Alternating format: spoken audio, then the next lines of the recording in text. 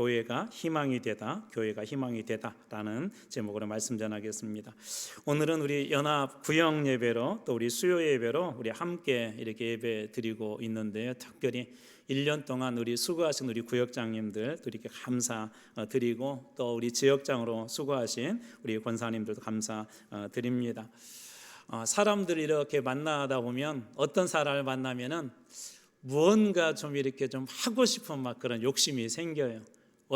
무엇인가 좀 이렇게 다시 하고 싶다. 힘들고 어렵지만 용기를 내고 싶다. 그러는 감이 어떤 사람을 만나면은 하고 싶은 마음이 이렇게 사라지기도 하고 없어지기도 합니다. 종종 이런 사람들을 만날 때마다 힘들기도 하지만 또 반대로 정말 그 사람 만나면 힘이 나고 무엇인가 하고 싶은 그런 열정을 불어넣는 그런 사람들이 있습니다. 노예에서 한 부서 모임에서 만난 그런 목사님 한 분이 교회로 이렇게 초대해 주셔서 한번 교회 오세요. 그래서 다른 목사님들하고 그 교회를 방문하게 되었습니다.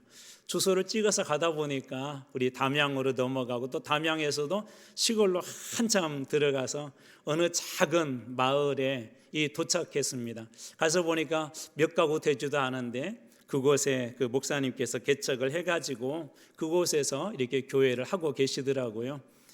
그러면서 하시는 말씀이 너무 좋대요. 공기가 좋아서 아침마다 일어날 때마다 감사하면서 하루를 시작한다고, 또 매일 아침 잠에서 깨어서 저 태양빛 바라보는 것도 감사하고 모든 것이 감사하다는 그런 말씀을 해 주셨습니다. 목사님께서 심호하시는 그 교회는 아주 작은 그런 마을인데 거기에다가 이 목사님께서 개척을 하신 거예요. 우리 보통 이 개척을 하려고 하면 그래도 좀 많은 사람들이 왔으면 하는 좋은 곳에 개척을 하려고 하는 그런 마음들이 있는데 왜 이 시골에, 그것도 몇 명 되지 않는 시골도 큰 마을들이 있잖아요. 근데 그것보다도 정말 작은 곳에 왜 이렇게 개척을 하셨냐고 물어봤더니 목사님 말씀이 한 사람이 영혼이라도 가까운 곳에서 이렇게 예수 믿을 수 있도록, 좀 잘 믿을 수 있도록, 몇 명 되지 않는 그런 마을이지만 이 마을 사람들이 예수 잘 믿을 수 있도록, 또 예수 믿고 구원받을 수 있도록 가까운 곳에, 사람들이 있는 가장 가까운 곳에 교회를 세우고 싶어서 마을이 적지만 이곳에 이렇게 교회를 세웠다라고 하는 그런 이야기를 들었습니다. 그 이야기를 들으면서 참 한편으로 감사하기도 하고 또 미안한 마음도 있고 여러 가지 마음이 막 교차하기 시작했습니다. 감사한 건 뭐냐면 정말 예수님처럼 한 사람의 그 영혼, 몇 명 되지도 않지만 아마 그 교회는 제가 볼 때 구조적으로 자립하기 힘들 그런 교회입니다. 그럼에도 불구하고 예수님 마음으로 단 한 사람의 영혼이라도 더 빨리 그리고 가까운 곳에서 예수 잘 믿도록 하기 위해서 그곳에서 교회를 세웠다는 그 이야기를 듣고 은혜도 받고 또 감동도 받고 함께 기도하기를, 정말 그 교회 때문에, 목사님 때문에, 목사님 사모님 때문에 그 마을에 있는 사람들이 예수 다 이렇게 믿었으면 좋겠다는 그런 바람과 함께 이렇게 기도를 하고 또 교제를 하고 돌아왔습니다. 작은 마을이었었지만 그래도 그곳에 있는 한 교회 때문에 예수 믿는 희망의 길들이 조금이라도 더 넓게 빨리 열린 것을 보고 이렇게 감사했습니다. 오늘 본문에 우리 말씀에서 만나게 되는 이 사도 바울의 여정에도 보면 비슷한 그런 여정들이 있습니다. 그 목사님에게는 어떻게 보면 우리 사도행전에 나와 있는 땅끝이 바로 그 마을이 아닌가 하는 그런 생각이 들었는데, 사도 바울에게 있어서도 땅끝이 있었어요. 예수님 명령처럼 땅끝까지 이르러 내 증인이 되라 했을 때 바울에게 땅끝은 어디였냐면 로마였습니다. 로마. 그러나 로마로 가는 그 길들은 하나님께서 비전을 주신 길이었었지만 전혀 상상할 수 없는 정말 힘들고 어려운 길이었어요. 하나님의 꿈이었었고 사도 바울의 비전이었었지만 그 길들은 어려웠습니다.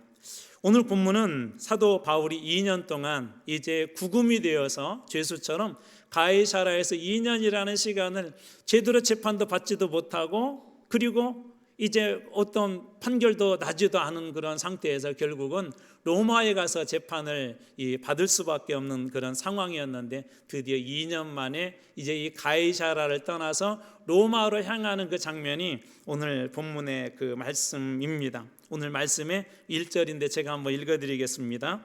우리가 배를 타고 이달리아에 가기로 작정됨에 바울과 다른 죄수 몇 사람을 아구수도대의 백부장 율료란 사람에게 맡기니. 우리 1절에서 여러 가지를 살펴볼 수가 있는데 자, 배를 타고 이달리아의 수도가 그 로마잖아요. 로마로 가기로 이렇게 작정을 했대요. 그래서 바울과 다른 죄수 몇 사람을 아구수도대라고 하는 것은 그 부대 이름이에요. 부대 이름. 그 부대에 백부장이 있었는데 율료라고 하는 사람이 있었는데 이 사람에게 맡겼다라고 1절이 이야기합니다. 여기에서 바울과 이 다른 죄수들이라는 말에서 알 수 있듯이 그냥 바울이라는 표현을 쓴 건 구체적으로 그 일행 중에 바울이 있다는 것을 표현하기 위한 것이지, 바울 역시도 이 죄수처럼 그렇게 압송되어 가고 있었던 것입니다. 당시 로마로 이 지방에 있었던 혹은 멀리 있던 그런 그 나라들에서 끌려가는 것은 대개 아주 큰 죄인들이 있었어요. 그래서 로마 원형 경기장에서 이 죄수들이 원형 경기장의 사자들과 이렇게 싸움을 하는 그런, 이 어떻게 보면 사람들의 볼거리를 제공해 주는 그런 역할로서 이제 어떻게 보면 바울도 그리고 다른 죄수들도 그렇게 끌려가고 있었던 것입니다. 그런데 이 험난한 길에 바울과 함께하는 그런 사람들이 있었어요. 방금 읽어드렸던 말씀에 1절에 우리가라고 표현이 등장하나요? 우리가, 그러니까 이 바울뿐만 아니라 거기에 또 다른 사람들이 움직이고 있다는 것을 알 수가 있는데, 첫 번째 누구냐면 이 사도행전의 기록자는 그 누가입니다. 누가. 그래서 누가가 첫 번째 쓴 글이 누가복음이라면 두 번째 쓴 글이 사도행전인데, 바로 여기 우리가 할 때 거기에는 누가라는 사람이 포함되어 있고요. 그리고 2절 말씀에 보면은 데살로니가 사람 아리스다고라고 하는 그런 사람이 이 험난한 여정에 함께합니다. 이 아리스다고라고 하는 사람이 함께해요. 이 아리스다고는 어떤 사람이었냐면, 이 바울이 3차 전도 여행을 이렇게 마치고 이제 예배소에 이렇게 3차 전도 여행 중에 예배소에 들렸었는데, 그때 예배소에서 엄청난 큰 놀라운 일들이 일어났었어요. 어떤 일들이 일어났냐면, 거기 있는 사람들이 하나님 믿기로 작정을 하고 그들이 섬기는 그런 신들을 다 없애고 은 5만이라는 마술책을 갖다가 다 불태워버린 그 사건이 있었습니다. 이 소요 사건이 있었을 때 이제 그것 때문에 데메도리라는 사람이 주동자가 되어가지고 바울과 그 일행들을 갖다가 아주 막 정말 힘들게 했는데, 그 일행 중에 누가 들어있었냐면 이 사도 바울과 바로 이 아리스다고라는 사람이 있었어요.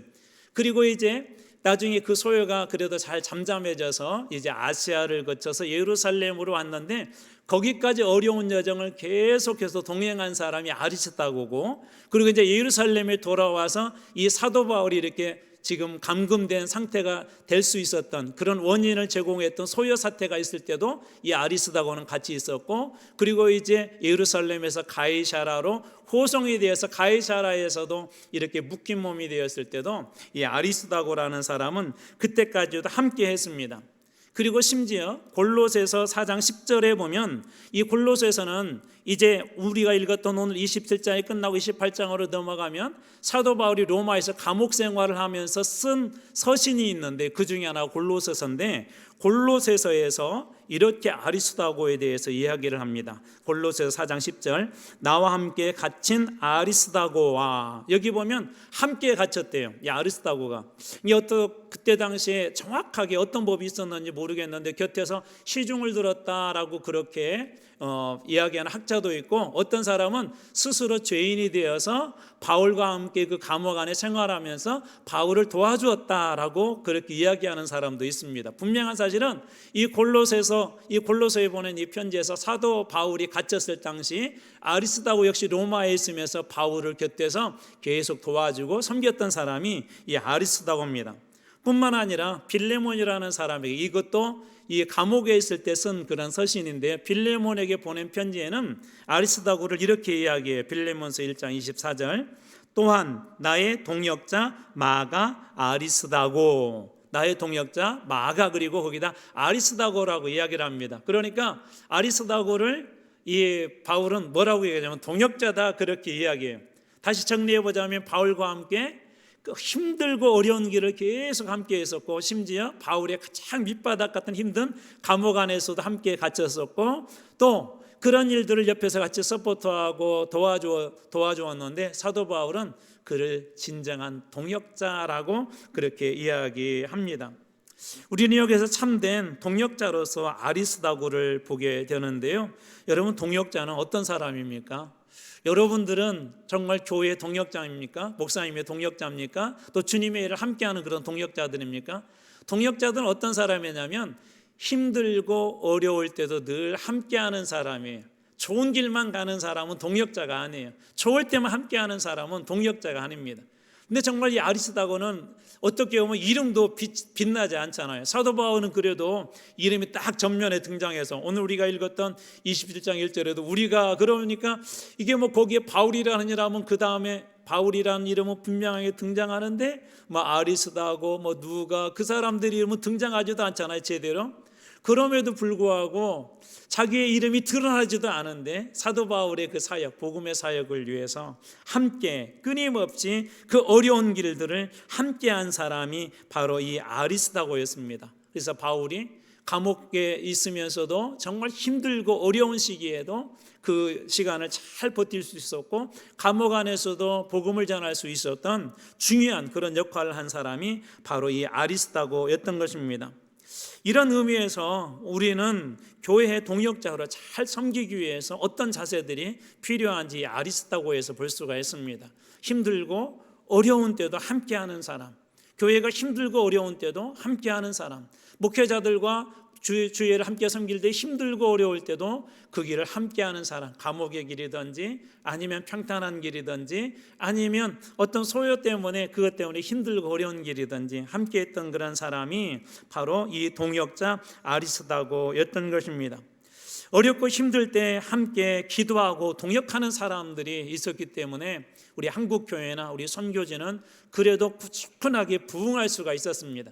힘들고 어려울 때 그 자리에 함께 해줬던 사람들, 기도해줬던 사람들, 또 말씀으로 동역한 사람들이 있었기 때문에 우리 한국교회도, 우리 한마음교회도 어려운 때가 있었지만 그래도 오늘까지 온 줄로 믿습니다. 저는 여러분들이 주의 귀한 동역자들, 좋은 동역자들이 되어서 우리가 험난한 길을 가든 아니면 평탄한 길을 가든 감옥과 같은 어려운 곳을 가든 사막의 음침한 골짜기를 가든 우리 주님과 함께함으로 함께 동역자 되어서 교회와 우리 복음을 잘 세우는 일에 귀하게 쓰임받는 여러분들 다 되시길 주님의 이름으로 축원합니다.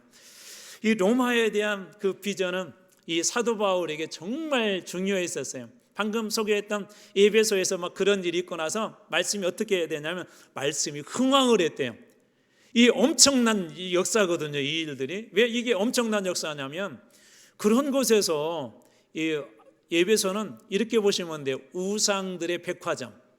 우상들의 백화점. 우상에 찌든 곳에서 하나님의 말씀이 순식간에 부흥한다는 건 이게 보통 이게 어려운 일이 아니에요. 정말 힘든 일입니다.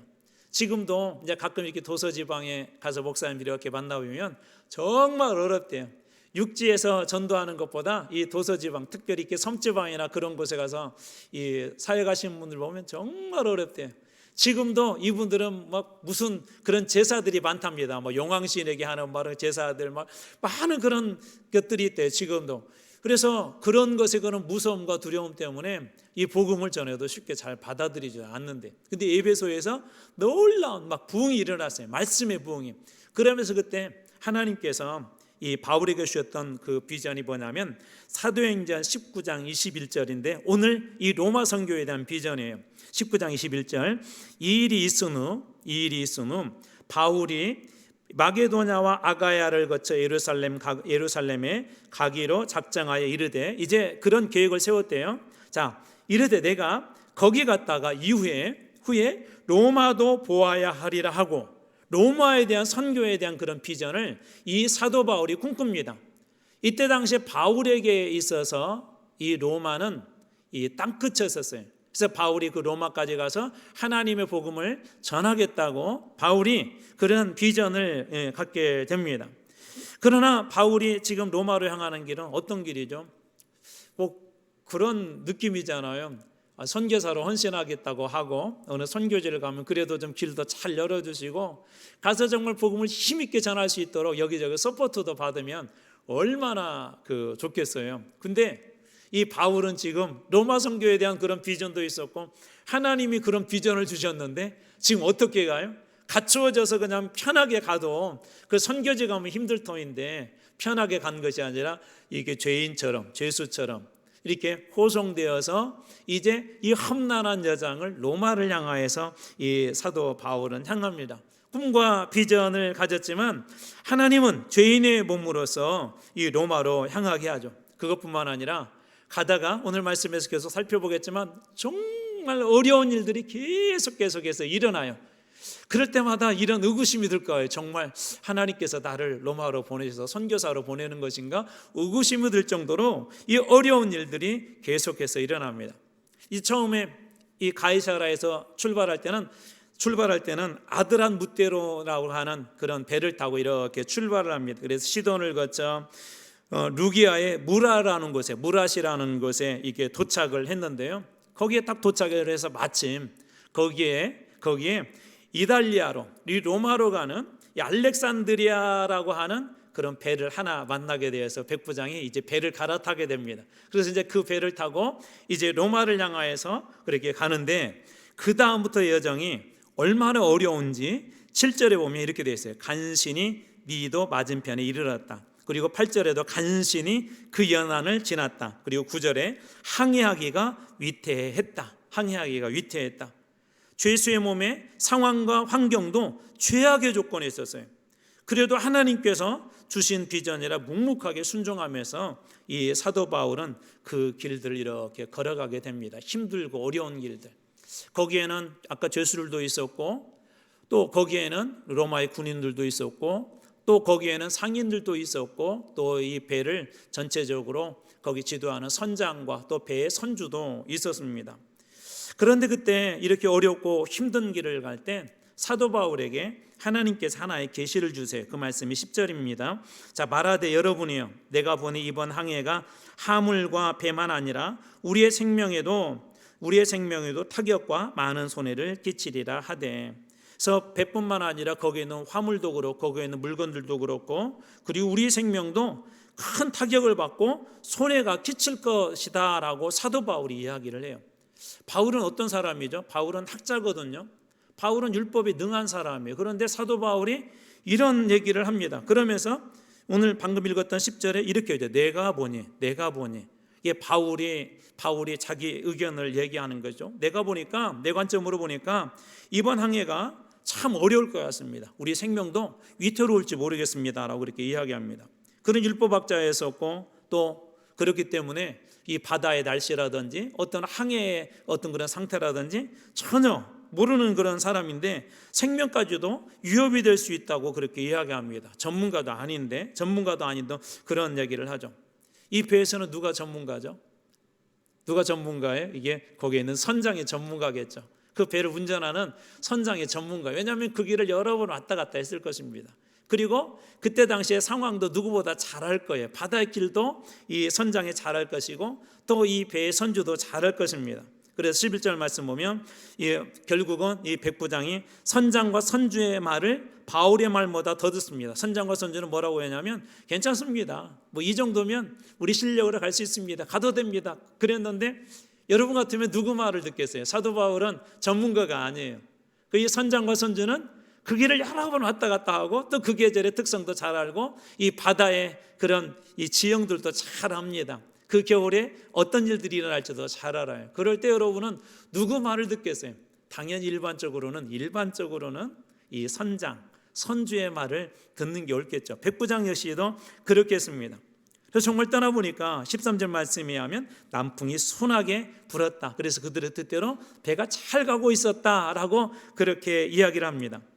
그런데 얼마 안 되어서 유라굴로라고 하는 그런 광풍을 만나게 되는데 이 광풍을 만나고 나서 어떤 상태로 시시각각 변하게 되냐면 15절 배가 밀려 바람을 맞춰갈 수 없어.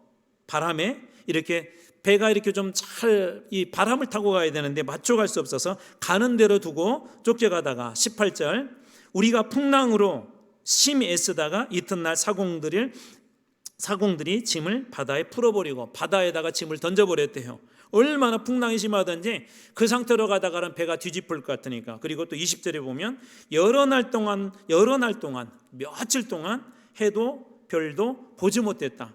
그리고 큰 풍랑이 그대로 있음에 이렇게 말씀이 끝나요. 구원의 여망이 없어졌다. 그러니까 지금 이 여정이 얼마나 힘들지 우리가 알 수가 있겠죠. 우리가 여기서 하나 생각해 봐야 될 것들이 있습니다. 그리고 어떤 것들은 우리 세상의 지식과 우리가 가지고 있는 지혜가 그게 옳아요. 그런데 지도자들은, 특별히 영적 지도자들은 이럴 때 영적인 것을 볼 줄 알아야 됩니다.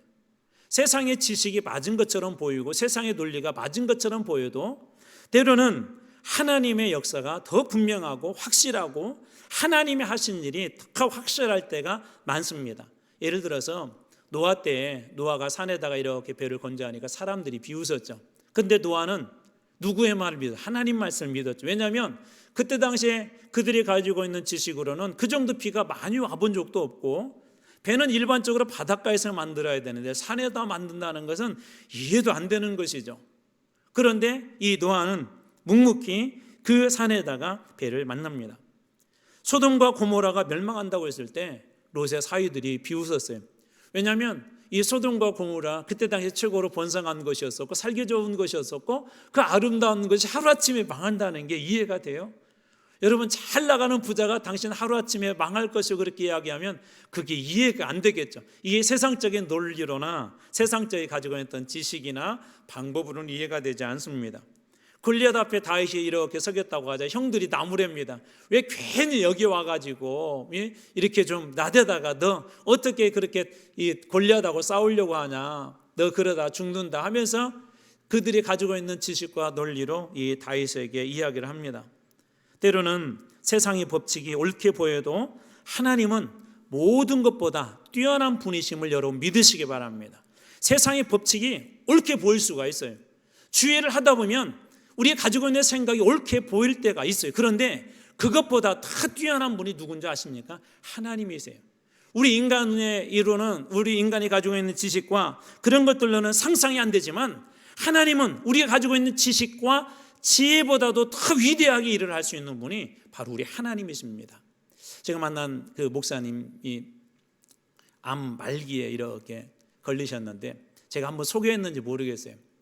이 목사님께서 뭐라고 하냐면 전립선에 이렇게 암이 발견이 됐대요. 근데 문제는 그 뼈까지 이렇게 전이가 됐대요. 뼈까지.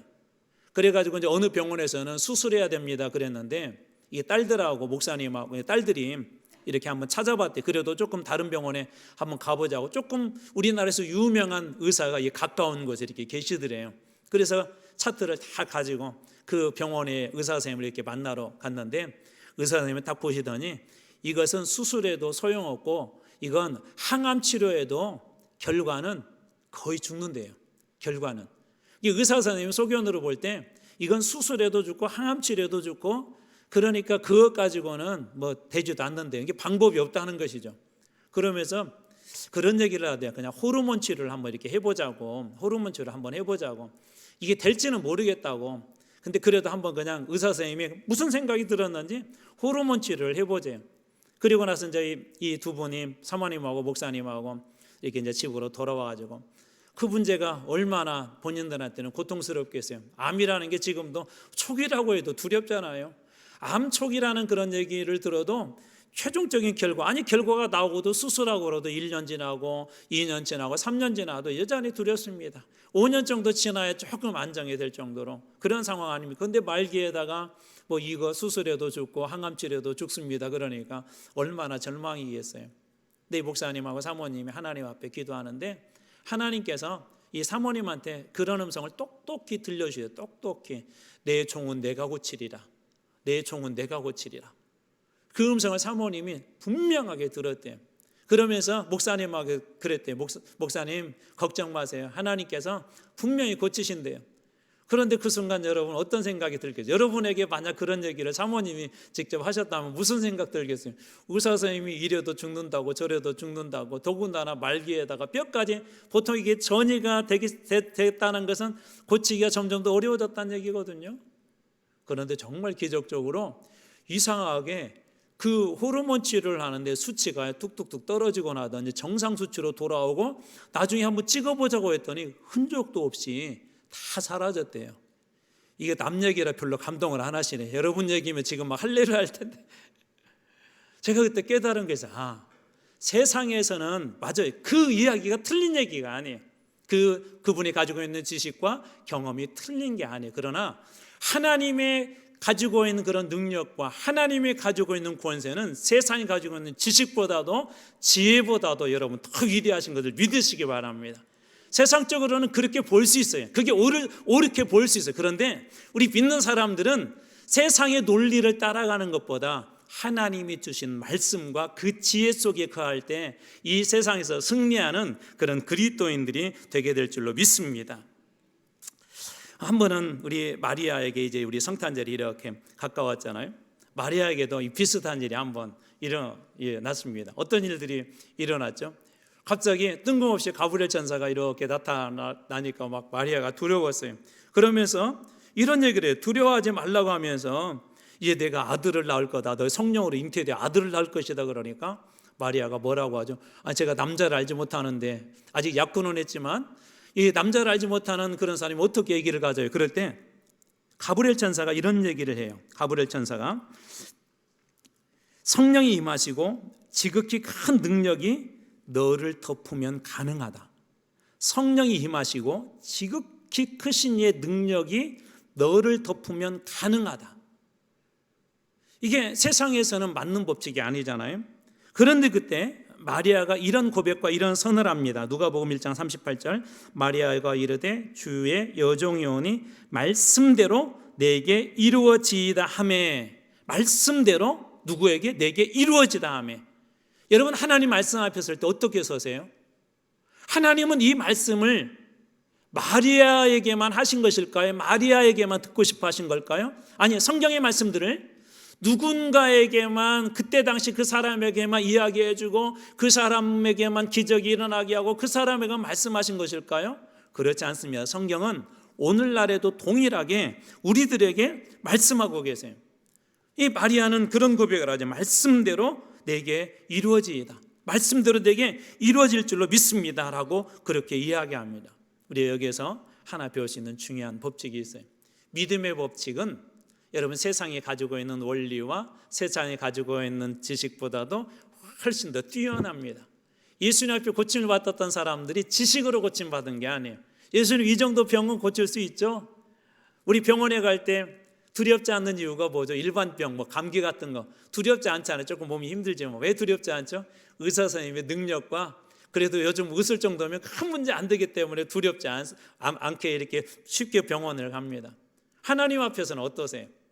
여러분 주님 앞에 섰을 때 여러분이 가지고 있는 지식과 경험을 정말 다 내려놓고 그것보다도 하나님의 말씀이 더 위대하다는 걸 여러분 믿습니까? 저는 여러분들이 하나님 말씀의 그 위대함을 깨닫고 믿고 여러분들의 삶에도 주님 이 말씀처럼 저에게 이 말씀처럼 우리 자녀들에게 이 말씀처럼 우리 아무개 성도님에게 말씀대로 이루어질 줄로 믿습니다라고 고백할 때 세상의 법칙을 뛰어넘어서 말씀의 위대한 역사들이 여러분의 삶에도 날마다 일어나기를 주님의 이름으로 축원합니다. 자, 이런 구원의 아까 우리가 했던 말씀은 구원의 여망이 없는 그들에게 이 사도 바울은 그런데 끊임없이 희망을 이렇게 던져요. 지금까지 상황을 통해 이제 누구 말이 옳다는 게 여러분 이제 증명이 된 거죠. 처음에는 선장의 말이 옳다는 게 이렇게 순항을 해서 선장 말이 맞았네 봐봐 그랬는데 하다 보니까 간신이라는 표현이 나와 있듯이 이제 바울의 말이 맞다는 게 점차적으로 드러납니다. 근데 문제는 뭐예요? 이제 계속해서 이렇게 막 풍랑을 만나고 어려운 일을 만나고 그런데 바울이 그때 중요한 얘기를 한 가지를 해요. 이 배외에는 아무도 생명의 지장이 없을 것이라고 그렇게 이야기합니다.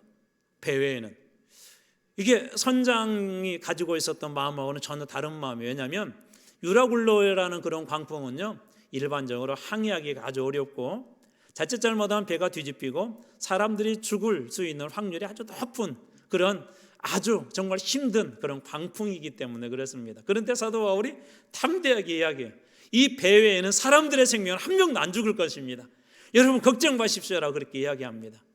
이 바울에게 그런 영적 안목이 있었어요. 그 이유가 뭔 줄 아세요? 사도행전 27장 23절입니다. 내가 속한 바 내가 섬기는 하나님의 사자가 어젯밤에 내 곁에 서서 말하되 내가 속한 바 내가 섬기는 하나님의 사자 하나님의 안겔로스 하나님의 엔젤, 하나님의 천사가 내게 분명하게 말했습니다. 그러면서 24절 이렇게 이야기해요. 바울아, 두려워하지 말라. 내가 가이사 앞에, 로마의 그 시저를 얘기하는 거죠. 시저 앞에 서야 하겠고, 또 하나님께서 너와 함께 항해하는 자들을 다 내게 주셨다. 내 생명을 보전하는 것처럼 너와 함께 여기 있는 사람들도 하나님께서 다 생명 보전할 거야. 이게 바울, 두려워하지 마. 유라굴로 두려워하지 말라. 여러분, 바울이 이런 상황에서 두려워하지 않아도 될 이유는 뭘까요? 바울이 믿는 하나님은 풍랑을 등이 잠재울 수 있는 분이십니다. 바울에게 하나님께서 그렇게 분명히 말해줬대요. 그래서 바울도 가이사 앞에, 시자 앞에 설 것이고, 너로 인해서 여기 있는 사람들 다 생명이 지장 없을 거야, 다 살 거야 라고 자신 있게 그들에게 희망을 던집니다. 자, 이럴 때 이 바울의 희망의 소스는 어디서 나왔을까요? 25절 말씀, 이 말씀이 중요한데요. 한번 이 말씀은 같이 한번 그대로 우리 같이 한번 읽겠습니다. 자, 시작. 그러므로 여러분이요, 안심하라. 나는 내게 말씀하신 그대로 되리라고 하나님을 믿노라. 나는 내게 말씀하신 그대로 되리라고 누구를 믿는다고요? 하나님을 믿노라. 저는 하나님께서 여러분들에게 말씀해 주시고, 여러분들에게 하나님께서 그 말씀을 해 주실 때 그 말씀대로 되는 걸 믿고, 또 여러분들 그 삶 속에 하나님 그대로 이루어지게 하는 그런 축복이 여러분들에게 임하기를 주님의 이름으로 축원합니다. 이게 사도 바울의 영적 자신감은 어디서 나온 거예요? 자, 그에게 계시를 주시고, 이런 영적 자신감은 결국 누구로부터 나온 거죠? 하나님을 믿는 믿음에서 나온 것이죠. 바울의 확신과 고백의 주장은 그의 믿음에서 나오는 거예요. 그리고 믿음에서 나온 그 고백을 가지고 사람들한테 안심하십시오. 우리 배 외에는 여러분들 한 명도 생명에 어려운 일을 당하지 않을 것입니다 라고 이 사도 바울이 그들에게 희망을 던져줍니다. 희망을. 교회가 세상에 희망이 되는 때는 여러분 언제였을까요? 우리 한국교회나 교회 역사들 보면 교회가 희망이 되는 때가 있어요. 교회가 간단히 이야기하자면 교회가 정말 하나님 잘 믿을 때, 하나님 말씀이 흥황하고 그 말씀대로 살려고 몸부림치는 사람들이 있고, 하나님 앞에 기도하고 믿음 안에 살려고 몸부림치는 사람들이 있었을 때는 힘들고 어려운 시대였었지만 교회가 세상이 희망이 되어주는 그런 등불이 되었습니다. 우리 다인역이 앞에서 했듯이 이 골리앗 때문에 정말 힘들고 어려웠지만 그때 당시에 이 다윗이 이스라엘의 희망이 되지 않습니까? 한 사람의 믿음의 사람, 나는 하나님의 이름을 믿고 내가 모욕하는 만군의 여호와의 이름, 그 하나님의 이름, 내가 믿는 그 하나님 붙잡고 나는 너하고 싸울 것이다, 담대하게 주님의 이름을 선포했던 그 다윗을 통하여서 두려움에 사로잡혔던 이스라엘이 어떻게 됩니까? 거기서 승리하게 되고 그들 가운데 소망과 희망을 던져주지 않습니까? 정말 힘들고 어려울 때 교회가 세상이 희망이 되는 비결 중에 하나는 뭐냐면요, 우리가 먼저 예수 잘 믿는 거예요. 예수 잘 믿는 그 한 사람을 통하여서 하나님께서 한 도시를 살리기도 하고 한 민족을 살리기도 합니다. 하나님께서 한 나라를 살리기도 하시고 한 영혼을 살리시기도 하십니다. 하나님께서 그 믿는 사람들을 통하여서 절망 속에 있는 사람들에게 그런 은혜를 주신다는 것이죠. 중세 시대에 교회가 타락했었잖아요. 성직자들이 성직도 매매를 했어요. 성직도 돈 주고. 이 성직의 자리가 그때 당시에는 이게 상당한 고위층이었었어요.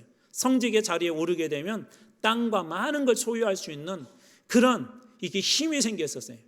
물질에 어떻게 보면 그런 힘이 있었던 것이죠. 그러다 보니까 교회가 타락하고 어느 순간 하나님으로부터 멀어져 있었어요. 가장 영적으로 어둡고 힘들 때 루트 같은 종교개혁자들이 붙잡았던 것이 있습니다. 우리가 그것을 뭐라고 하냐면 3 솔라라고 하는데, 첫 번째 솔라 피데, 오직 믿음으로, 그리고 솔라 그라시아, 오직 은혜로, 그리고 세 번째 솔라 스크립투라, 오직 성경으로, 오직 믿음으로, 오직 은혜로, 오직 성경으로, 오직 하나님의 말씀 붙잡고 믿음으로 주님 앞에 이들이 서기로 작정할 때 중세 어둠의 시대들이 균열이 가기 시작해요. 그리고 캄캄했던 그곳에 균열이 난 그 사이로 하나님의 거룩한 은혜의 빛이 들어오기 시작하면서 이 타락했던 중세의 교회들이 조금씩 개혁되어지기 시작하고 바른 교회들과 목회자들이 세워지기 시작하고 하나님의 말씀이 온전하게 다시 해석되어지고 전해지기 시작하면서 이 교회들이 다시 새롭게 부흥하게 되는 그런 영적 계기가 됩니다. 이때 당시에 개혁에 앞장섰던 그 루터는 로마서 주석에서 이런 얘기를 해요. Faith is a work of God in us. 믿음이란 쉽게 얘기하면 이런 거예요. 믿음이란 우리 안에서 행하시는 하나님의 일이래요. 무슨 얘기냐면 믿음으로 행할 때 우리 하나님은 우리 안에서 일하신대요. 우리가 믿음으로 행할 때 하나님은 우리 안에서 역사하신대요. 우리가 믿음으로 행할 때 하나님의 말씀 그대로 역사하는 분이 우리 하나님이시라고 합니다. 그래서 많은 종교개혁자들 붙잡았던 게 결국은 뭐냐면 믿음이었었어요. 힘들고 어려웠던 어둠의 시대에 절망하고 타락했던 그 교회를 새롭게 비추는 희망이 되었던 사람들은 다시 믿음으로, 말씀으로, 성경으로 돌아가려고 했던 그들을 통하여서 그때 당시에 그들에게 새로운 희망을 이 교회에 던져줄 수 있었던 것이죠. 믿음으로 행하는 교회, 믿음으로 행하는 사람들이 이 세상의 희망이 되었던 것입니다.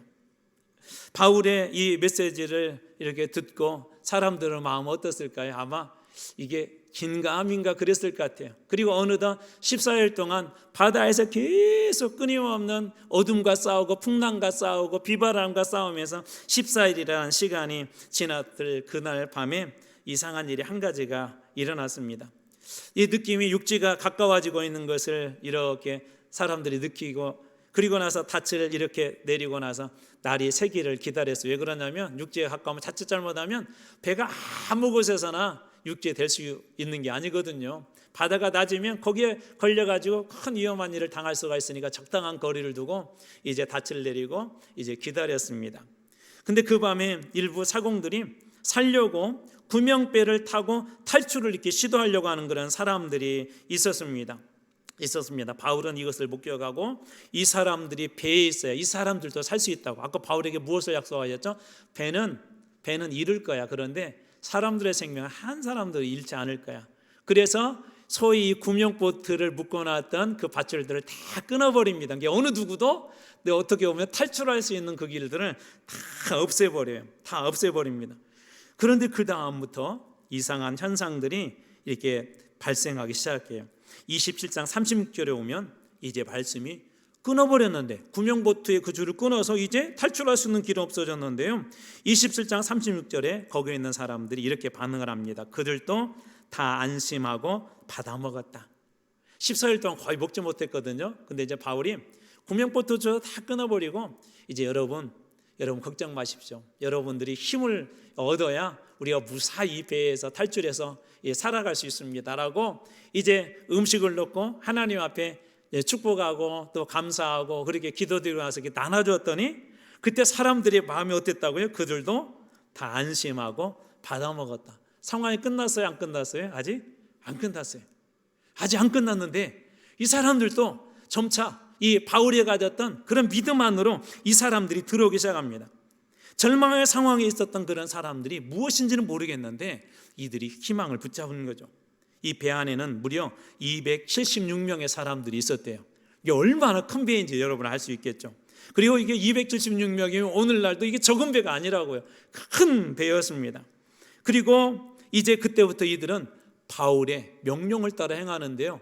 또 이상한 것을 해요. 자, 예를 들자면은 38절에 밀을 바다에 버렸다. 그리고 40절에는 닻을 끊어 바다에 버렸다. 그리고 41절에는 고물은 큰 물결에 깨어져 갔다.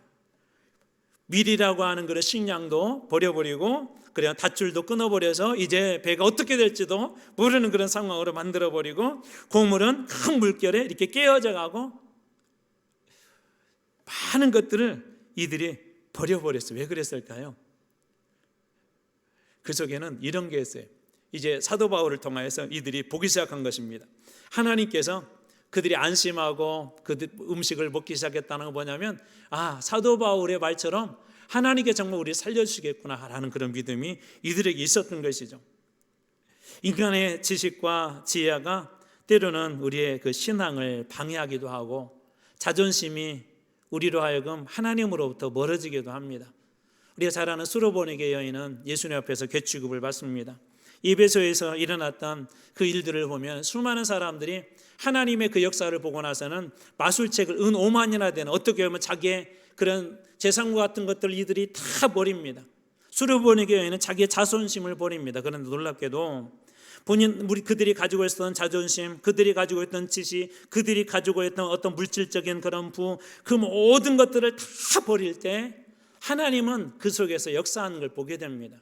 우리가 붙잡았던 거 다 내려놓고 하나님을 온전히 붙잡을 때. 제가 주일학교 반사로 이렇게 있었을 때 늘 가서 전도하던 집이 있었어요. 두 아이들이 손주 손녀가 교회를 이렇게 나오는데 할머니를 늘 전도를 하면 할머니 말씀이 뭐라고 말씀하냐면, 저는 교회 가고 싶은데, 우리 손주 손녀 때문에 교회는 가고 싶은데 저 절에다 이름을 두었대요. 절에다가 옛날에는 이렇게 이름을 이렇게 써가지고 귀화장 같은 데다 이렇게 써서 하기도 그러잖아요. 그러면서 하시는 말씀이, 그렇게 이름을 두었기 때문에 내가 예수를 믿게 되면 우리 해코지 한다고 그러잖아요. 그런 일을 당할까 봐 두려워서 못 가겠다, 그런 얘기를 합니다. 그래서 제가 계속 말씀드립니다. 아니야, 그거 아무것도 아니에요. 아니, 설령 그들이 귀신의 역사가 있다 하더라도 하나님은 더 위대하신 분이세요. 그런데 믿지 못하시더라고요. 많은 분들이 그런 것에 이렇게 사로잡혀 있는 분들이 많이 계세요. 한 번은 또 이렇게 신방을 했는데 그분이 이제 새 가족이셨어요. 가서 영접기도도 다 받았어요. 이제 예수 믿기로 작정했어요. 근데 집에를 보니까 여기저기 부적이 붙어 있었어요. 저거 다 떼라고, 이제 예수 믿으니까 저거 소용없다고 하니까 이분도 두려워서 못 떼시는 거예요. 그래서 혹시 그거 떼게 되면 무슨 일 당할까 봐, 그러니까 제가 다 뗐어요. 그리고 그거 다 불질러 버렸어요. 근데 아직까지 살아있잖아요. 어느 목사님 간증이에요. 이 목사님은 이 무당을 전도했대요. 무당을 전도해갖고 이제 이분도 예수 믿기로 이렇게 작정을 했는데, 이 무당이 이제 뭘 없애야 돼요? 소위 그 신당을 없애야 되잖아요. 무서워서 그걸 못 하더래. 목사님에 가가지고 성도들하고 기도하고 가서 그것을 갖다 몇 시간 동안 다 치워버렸대요. 맞아요. 세상의 우상들이나 귀신들은 우리를 두렵게 할 수는 있어요. 그런데 우리가 정말 예수님 확 붙잡게 되면 그 세상의 어떤 악한 권세들도 여러분 그 두려움의 역사로 우리에게 두려움은 줄 수는 있지만 그리스도인들을 해치지 못할 거 여러분 믿으시기 바랍니다. 여러분, 그렇게 귀신에 사로잡혔던 사람들에게 누가 희망이 될 수 있겠습니까? 세상의 어떤 다른 우상들, 세상의 어떤 다른 신앙들이 그들에게 희망이 될 수 있을까요? 그렇지 않습니다. 그 모든 권세를 끊을 수 있는 분은, 유일한 분은 예수 그리스도밖에 없습니다. 예수 그리스도의 권세가 그들에 임하게 될 때 이런 귀신의 역사들도 여러분 단단한 귀신의 역사를 다 끊어지게 될 줄로 여러분 믿으시기 바랍니다. 여러분, 우리가 주님을 붙잡게 되면 어느 순간 두려울 수도 있어요. 정말 내가 이 말씀대로 가는 게 옳은가? 내가 이대로 우리 자녀들 양육하는 게 옳은가? 세상의 지식보다도 하나님 말씀으로 양육하고 이 공부할 시간보다도 하나님 앞에 예배가 먼저라고 그렇게 고백하고 있지만 아이들 그렇게 양육할 때 혹시 두렵지는 않습니까? 때로는 두렵기도 하죠. 그 시간에 가서 돈 벌면 많이 벌 수도 있고 그 시간에 공부하면 많이 공부할 수도 있고 무엇인가 우리들 마음속에 그런 두려운 마음이 올 수도 있습니다. 그런데 우리가 붙잡았던 것 미를 버려버리고 우리를 지탱해 주는 것 닻을 버려버리고 설령 우리의 삶이 여기저기 균열이 간다 할지라도 주님께서 우리 가운데 살아계신 것이 분명하고 오늘 여러분 안에 주님이 나의 주님이라는 고백이 분명하다면 하나님은 결코 여러분들이 버려지거나 쓰러지거나 절망하거나 사단에게 사로잡혀서 멸망하도록 그렇게 두시는 분이 아니시라는 것입니다. 하나님의 역사는 분명히 살아서 오늘 또 역사하실 것입니다. 우리가 붙잡은 지식이 우리의 삶을 이끌어가는 것이 아니라 하나님의 역사가 여러분들을 이끌어가고 세상 사람들이 볼 때 아, 진짜 내 소망이 예수 믿는 데 있구나. 내 희망이 저 교회 안에 있구나. 힘드니까 조금만 버텨줘가 아니라 교회 안에 와서 정말 내가 다시 한번 살아보겠다고 하는, 살아볼 수 있겠다고 하는 그런 힘을 얻을 수 있는 곳. 예수 믿는 어떤 한 사람을 보니까 아, 정말 저 사람처럼 나도 예수 믿으면 살 수 있겠구나.